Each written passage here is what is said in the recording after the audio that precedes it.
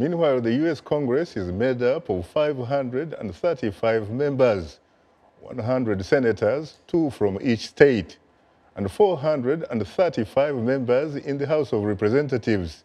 My colleague Paul Sisco has more on one of those who is making a difference on Capitol Hill for U.S.-Africa relations. My name is Karen Bass. I'm a member of Congress from Los Angeles, and I'm the ranking member or the lead Democrat from the Foreign Affairs Subcommittee on Africa. Representative Karen Bass is serving her second term in Congress. She's on the House Judiciary Committee, and on the African Subcommittee, she has high hopes for the continent. What I hope to accomplish in the next couple of years is the reauthorization of the African Growth and Opportunity Act, because it is my focus to focus on trade, to focus on the economies, for the United States to recognize that 7 out of 10 of the world's fastest growing economies are on the continent. So reauthorization of AGOA, as well as a change in the perception of the United States about the continent, so that we no longer look at the continent as one either natural or man-made disaster after another, and recognize that the continent is a land of opportunity. Africa is rising, and the United States needs to step up and not be behind. She recently traveled to Africa on a fact-finding mission to Mali, South Africa, and the Democratic Republic of Congo. We went from 2 situations that are very difficult, but I believe hopeful, to South Africa with its booming economy.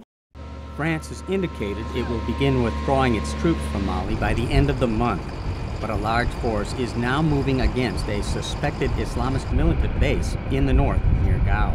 The most important thing that can happen in Mali are the elections in July, a stable government, and addressing some of the root causes that led to the problem to begin with, which is the social and economic conditions of the country.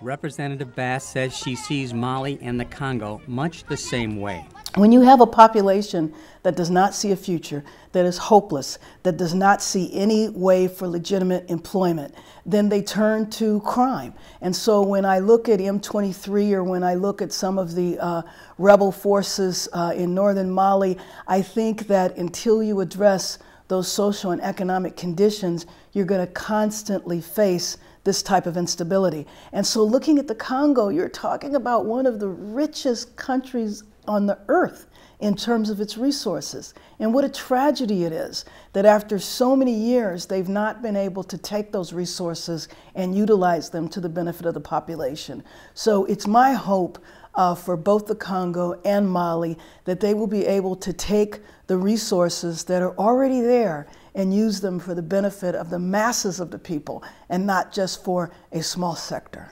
Last week, she shared her concerns for the health and welfare of women in Africa with the First Ladies of Guinea, Mali, Mozambique, Niger, and others at the 2nd African First Ladies Health Summit in her home district in California. Finally, Representative Karen Bass says she expects President Obama will dramatically raise the profile of U.S. involvement on the continent over the next 3 years. Paul Sisco, VOA News.